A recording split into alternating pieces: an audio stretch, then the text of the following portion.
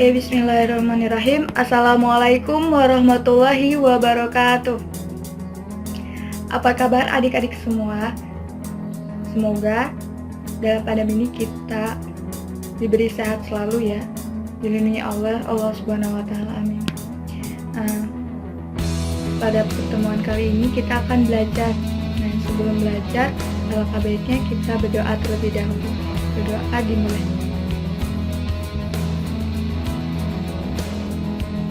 Berdoa selesai.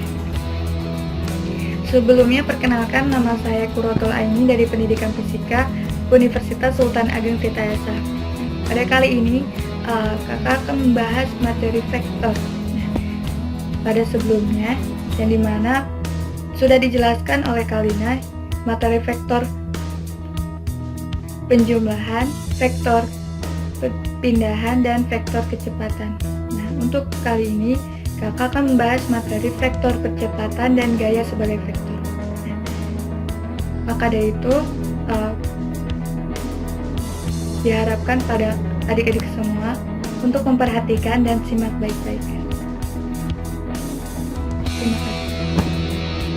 Oke, baik, materi kita kali ini yaitu vektor percepatan dan gaya sebagai vektor. Sebelumnya saya akan membacakan tujuan pembelajaran. Nah, diharapkan setelah melakukan pembelajaran kali ini, adik-adik dapat mampu membedakan besaran vektor dan besaran skalar. Yang kedua, mampu memahami percepatan vektor dan gaya sebagai vektor. Ketiga, dapat menerapkan prinsip penjumlahan vektor sebidang, yaitu percepatan dan gaya, dan dapat melakukan percobaan untuk menentukan resultan vektor sebidang, yaitu gaya dan presentasi hasil dan makna fisiknya. Selanjutnya, sebelum memasuki pembahasan vektor percepatan, kita terlebih dahulu mengetahui apa itu besaran vektor. Nah, dalam fisika, selain besaran pokok dan besaran turunan, ada besaran lainnya di fisika yang berdasarkan nilai dan arahnya. Nah, besaran yang berdasarkan nilai dan arahnya ini ada dua macam, yang utama besaran vektor dan besaran skalar. Besaran vektor adalah besaran yang memiliki nilai dan arah. Contohnya itu ada perpindahan, kecepatan, percepatan, gaya, momentum, dan sebagainya. Yang kedua adalah skalar. Skalar adalah besaran yang memiliki nilai. Nah, contohnya itu ada panjang, massa, waktu, suhu, kelajuan, perlajuan, usaha, daya. Nah, dalam gambar di bawahnya ini itu adalah termasuk contoh dari besaran vektor, yaitu vektor kecepatan. Gambar pertama itu adalah kecepatan perahu. Yang kedua itu gambar kecepatan angin pesawat. Oke, selanjutnya kita langsung memasuki pembahasan vektor percepatan. Percepatan adalah termasuk dari besaran vektor, berarti memiliki nilai dan arah.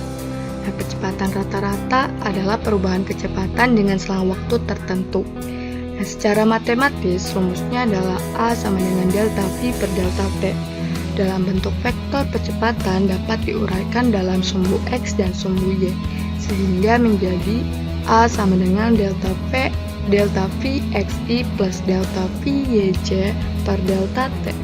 A sama dengan delta V XI per delta T sama plus delta V YJ per delta T.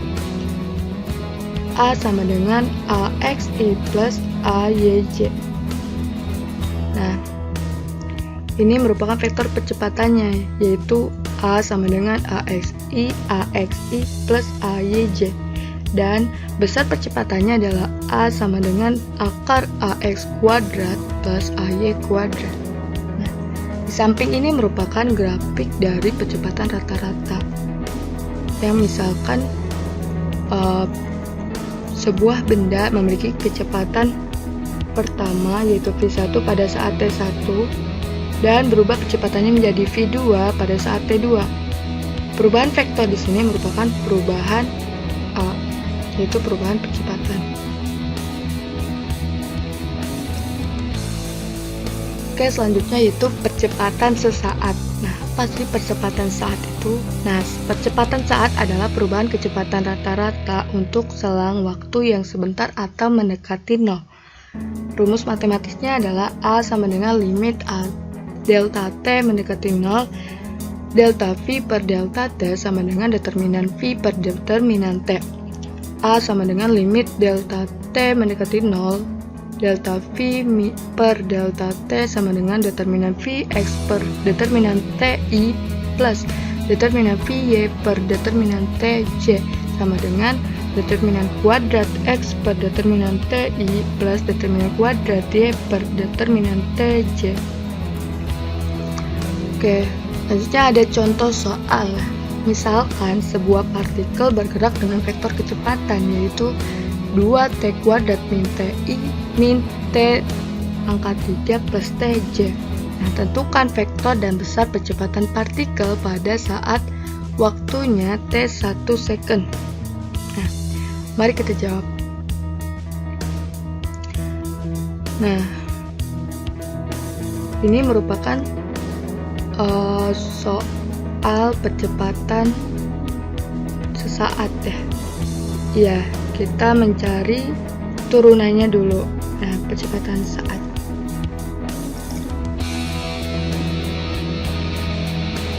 A sama dengan determinan V per determinan T sama dengan D determinan 2T kuadrat min TI min T pangkat 3 plus TJ per DT determinan T. A sama dengan turunannya yaitu adalah 4T min 1 I min 3T kuadrat plus 1J. Nah, lalu kita masukkan waktunya pada saat 1 second. Nah, langsung aja kita ubah T-nya menjadi angka 1 ya. Jadi A sama dengan 4 kali 1 min 1 I min 3 kali 1 kuadrat plus 1J. Jadi hasilnya adalah A sama dengan 3I min 4J.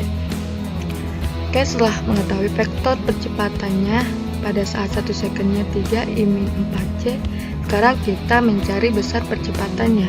Nah, cara menghitung besar percepatan adalah A sama dengan akar 3 kuadrat plus 4 kuadrat sama dengan akar 9 plus 16 sama dengan akar 25 yaitu 5 meter per second. Yaitu kemudian ada kecepatan dari fungsi percepatan. Nah, sama seperti mencari posisi dari fungsi kecepatan juga bisa dicari dari fungsi percepatan.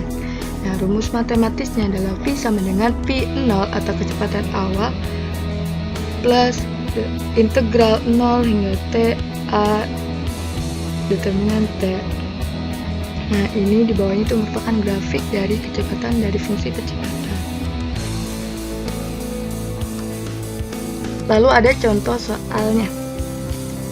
Misalkan sebuah benda memiliki kecepatan awal yaitu sebesar 2 meter per second dan memiliki fungsi percepatannya yaitu sebesar 6T min 3 meter per second kuadrat. Nah, carilah kecepatan pada saat waktunya itu T sama dengan 4 second. Nah, mari kita jawab. V sama dengan V0 plus integral A determinan T sama dengan 3 plus integral 6T min 3 determinan T sama dengan 3 plus 3T kuadrat min 3T. Nah, ini merupakan kecepatan ya, kecepatan dari percepatan. Nah, selanjutnya kita mencari kecepatannya pada saat waktu 4 second. Nah, tinggal kita masukkan waktunya.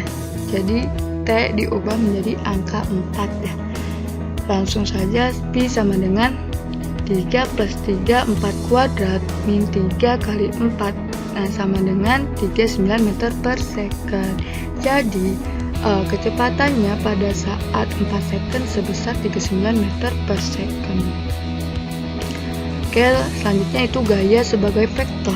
Nah, vektor ditunjukkan sebagai garis yang memiliki arah. Nah, besaran vektor biasanya diberi tanda panah di atas atau ditulis dengan huruf yang tebal. Nah, panjang garisnya itu merupakan besar gaya dan anak panahnya ini merupakan arah gaya tersebut. Oke, selanjutnya ada penjumlahan gaya-gaya garis. Nah, ini merupakan penjelasannya dari video. Mari kita tonton penjumlahan gaya-gaya segaris.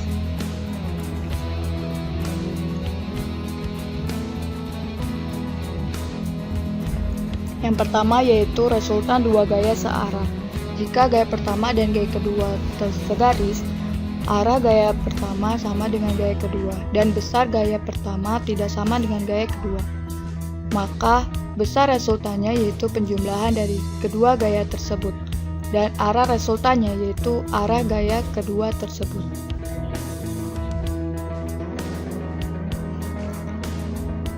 Selanjutnya yaitu ada resultan dua gaya berlawanan yaitu ke kiri. Jika gaya pertama dan gaya kedua segaris, arah gaya pertama tidak sama dengan gaya kedua, dan besar gaya pertama lebih besar dari gaya kedua. Maka arah resultannya yaitu gaya pertama, dan besar resultannya yaitu selisih dari gaya pertama dengan gaya kedua.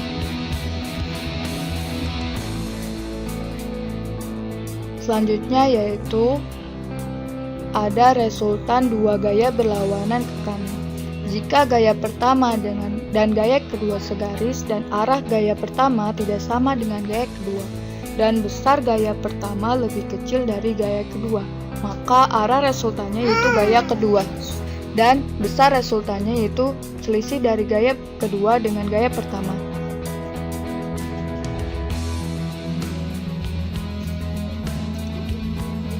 Selanjutnya ada resultan gaya 0. Jika gaya pertama dan gaya kedua segaris, arahnya yaitu tidak sama dan besarnya gaya pertama sama dengan gaya kedua, maka besar resultannya yaitu 0.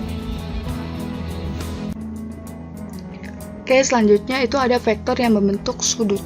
Nah, dalam vektor gaya yang membentuk sudut bisa dicari resultan gayanya yaitu dengan persamaan sigma f sama dengan 0, yang dimana f-nya harus diproyeksikan sejajar dengan sumbu x dan y, dan dengan persamaan r sama dengan f1 kuadrat plus f2 kuadrat plus 2f1 kali f1 kali f2 kali cos theta.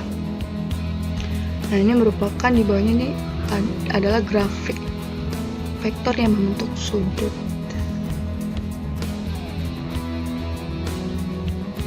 Vektor gaya.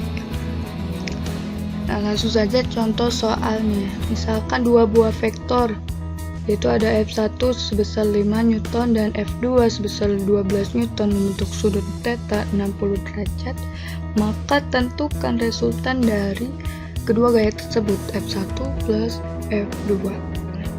Jawab, R sama dengan F1 kuadrat plus F2 kuadrat plus 2 kali F1 kali F2 kali cos theta. R sama dengan akar 5 kuadrat plus 13 kuadrat plus 2 kali 5 kali 12 kali cos 60. R sama dengan akar 25 plus 169 plus 2 kali 5 kali 12 kali 0,5.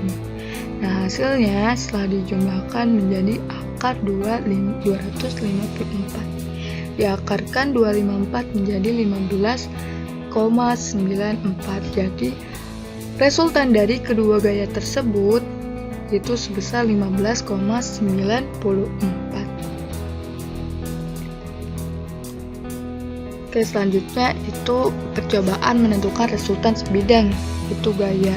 Ya, ini merupakan video yang kita akan nonton videonya itu sama-sama ya.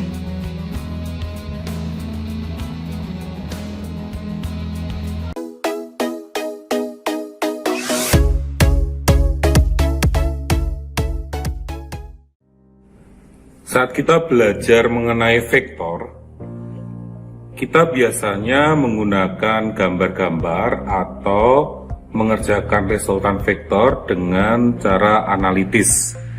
Tetapi sebaiknya kita harus mengetahui realita bagaimana vektor itu. Kalian bisa mengerjakan praktikum vektor secara online. Adapun alat-alat yang kita pergunakan yaitu sebagai berikut.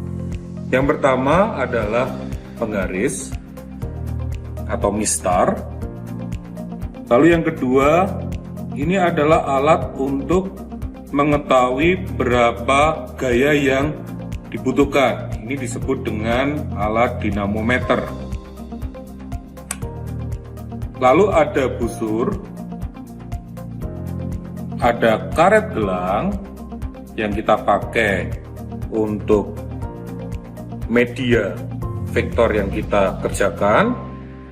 Lalu ada papan, ini ada papan, dan ada kertas putih yang menjadi pola untuk kita mengetahui seberapa vektor yang kita butuhkan untuk kita analisis. Nah anak-anak, yang pertama kali yang kita lakukan yaitu kita menempel kertas seperti ini di papan yang kita punyai. Lalu kita buat garis sepanjang 12 cm seperti ini. Nah, pada ujungnya kita membuat sudut. Yang di sini kita membuat sudutnya 60 derajat. Maksudnya 60 derajat, ini posisi tengah, ke kanan 30, ke kiri 30. Jadi kalau kita jumlahkan, sudut ini membentuk 60 derajat. Ini yang pertama. Lalu yang kedua,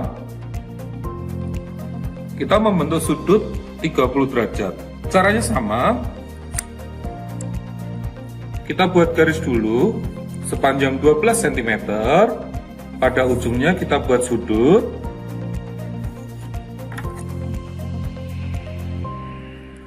Tengahnya di sini. Ke kanan 15 derajat, ke kiri 15 derajat. Jadi total sudut yang kita buat adalah 30 derajat. Oke. Lalu apa yang kita lakukan? Pertama yang harus kita lakukan yaitu kita meletakkan karet gelang berada di paku atau pines seperti ini.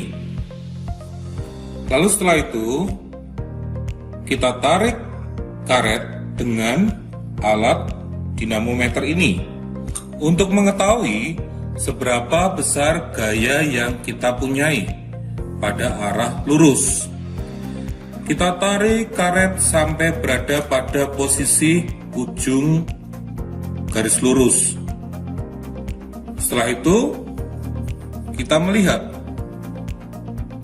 berapa besarnya gaya yang terbaca di dinamometer ini. Kalian bisa lihat, bisa membacanya. Besarnya gaya dalam satuan Newton. Oke, kalian sudah mencatat, sudah merecord.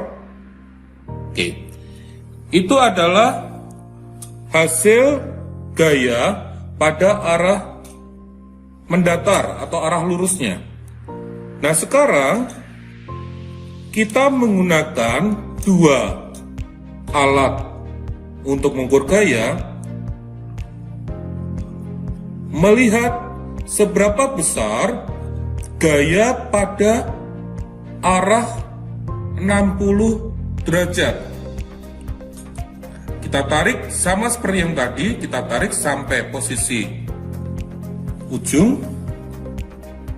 Lalu kedua dinamometer ini kita letakkan tepat sekali berada pada garis sudutnya. Coba kalian membaca untuk F yang pertama, gaya yang pertama, Di situ kalian bisa membaca itu sebagai F1 dan ini sebagai F2. Nah, setelah kita mengetahui gaya pada arah lurus dan gaya pada arah yang membentuk sudut, maka selidikilah apakah gaya yang arah sudut ini jika dikerjakan atau dihitung secara resultan itu menghasilkan gaya yang sama dengan bacaan kita. Kalian nanti cek ya dengan cara analitis. Ingat rumusnya? Ya, rumusnya adalah R sama dengan akar F1 kuadrat ditambah F2 kuadrat ditambah 2 kali F1 kali F2 kali cos sudutnya. Di sini adalah sudutnya 60 derajat. Oke, nah sekarang kita akan beralih ke sudut 30 derajat. Caranya sama, letakkan karet di paku atau pines yang kita punyai, kita tarik sampai di ujung yang kita buat. Nah, kalian baca berapa besarnya gaya yang terbaca di alat dinamometer. Setelah itu kita menarik karet dengan posisi sudut 30 derajat.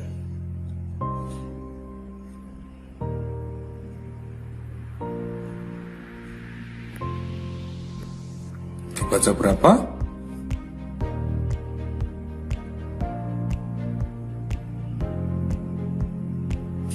F1, ini F2-nya.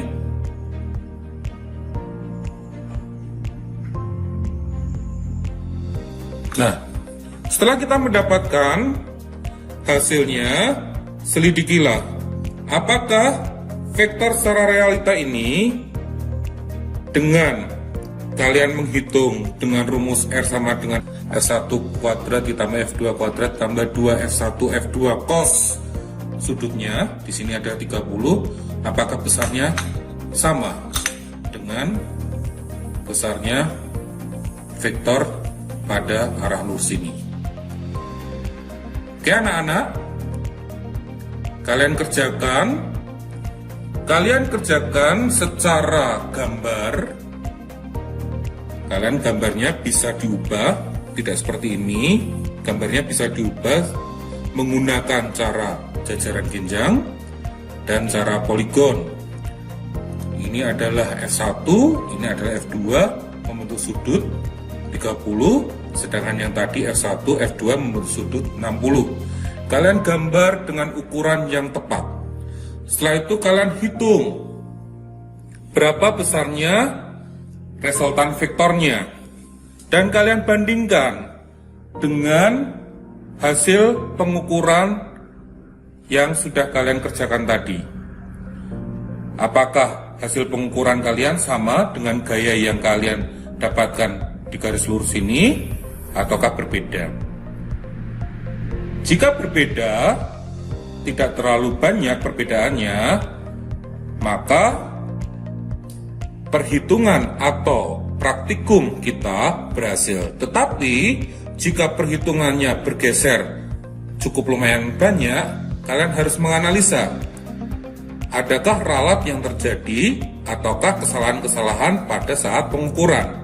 Kalian menganalisa apakah karena karetnya, atau karena pembacaan dinamometernya, atau pada saat kalian membaca skala pada dinamometer, ya, itu menjadi ralat pada pengukuran. Oke nak? Demikianlah praktikum online kita untuk kalian bisa memahami vektor secara realita dengan melihat video ini. Terima kasih atas perhatiannya. Sukses selalu. Oke, setelah menonton video tadi, kita mengetahui alat dan bahannya itu yaitu penggaris, start, kemudian ada dinamometer, busur, kerik gelang, papan, kertas putih sebagai polanya. Nah, di sini jenis percobaannya itu percobaan pertama itu menentukan resultan gaya pada vektor gaya yang membentuk sudut 60 derajat. Yang kedua yaitu menentukan resultan gaya pada vektor gaya yang membentuk sudut 30 derajat. Nah, pada percobaan pertama, gaya ya pada arah garis lurus yang panjangnya 12 cm memiliki gaya 2,2 Newton, dan pada gaya yang pertama pada arah sudut 60 derajat memiliki gaya sebesar 1,12 Newton, dan gaya kedua pada arah sudut 60 derajat sebesar 1,15 Newton. Nah, tugasnya itu mencari resultan gaya F1 plus F2 apakah sama dengan gaya pada arah garis lurus. R sama dengan akar F1 kuadrat plus F2 kuadrat plus 2 kali F1 kali F2 kali cos theta. R sama dengan akar 1,12 kuadrat plus 1,15 kuadrat plus 2 kali 1,12 kali 1,15 cos 60 derajat. R sama dengan akar 1,2544 plus 1,3225 plus 2 kali 1,12 kali 1,15 kali 0,5. Nah, R sama dengan akar 3,8649. Nah, hasilnya sebesar R sama dengan 1,95 Newton. Nah, ini hasilnya mendekati gaya pada arah garis lurus, yaitu mendekati 2,2 Newton. Dan selisihnya 2,2 min 1,95 sama dengan 0,25. Jadi percobaan pertama berhasil. Kemudian percobaan kedua, sama seperti percobaan pertama, gaya pada arah garis lurus panjang 12 cm memiliki gaya sebesar 2,2 Newton. Kemudian pada arah sudut 30 derajat, gaya pertama memiliki 1,22 Newton. Kemudian gaya kedua pada arah sudut 30 derajat yaitu 0,85 Newton. Nah, tugasnya mencari resultan gaya pertama dan gaya kedua apakah sama dengan gaya pada arah garis lurus. Di sini resultannya 30 pada sudut 30 derajat. Nah, langsung saja R sama dengan akar F1 kuadrat plus F2 kuadrat plus 2 kali F1 kali F2 kali cos theta. R sama dengan akar 1,22 kuadrat plus 0,85 kuadrat plus 2 kali 1,22 kali 0,85 kali cos 30 derajat. R sama dengan akar 1,4884 plus 0,7225 plus 2 kali 1,22 kali 0,85 kali 0,86. Hasilnya R sama dengan akar 3,99454. R sama dengan 1,99 Newton. Hasilnya mendekati 2,2 Newton, yaitu mendekati arah garis lurus. Selisihnya 2,2 min 1,99 sama dengan 0,21. Jadi hasilnya mendekati 2,2 Newton. Jadi percobaan kedua ini berhasil. Oke, setelah kita melakukan pembelajaran tadi semua, apakah ada yang ingin ditanyakan atau masih ada yang belum paham? Jika sudah paham semua, materi pembelajaran kali ini kakak cukupkan. Dan Untuk selanjutnya kakak akan memberikan tugas yang harus dikerjakan dan dikumpulkan minggu depan. Dikumpulkan pada pertemuan selanjutnya. Nah, jangan lupa pertemuan selanjutnya yaitu materi pembelajaran kali ini kakak cukupkan. Dan untuk selanjutnya kakak akan memberikan tugas yang harus dikerjakan dan dikumpulkan minggu depan. Dikumpulkan pada pertemuan selanjutnya. Nah, jangan lupa pertemuan selanjutnya yaitu materi yang akan dibahas adalah materi gerak lurus yang akan dilakukan, yang akan diajarkan oleh Kak Juni dan Kak Han. Baik, cukup sampai sini. Ini saya akan lampirkan tugasnya.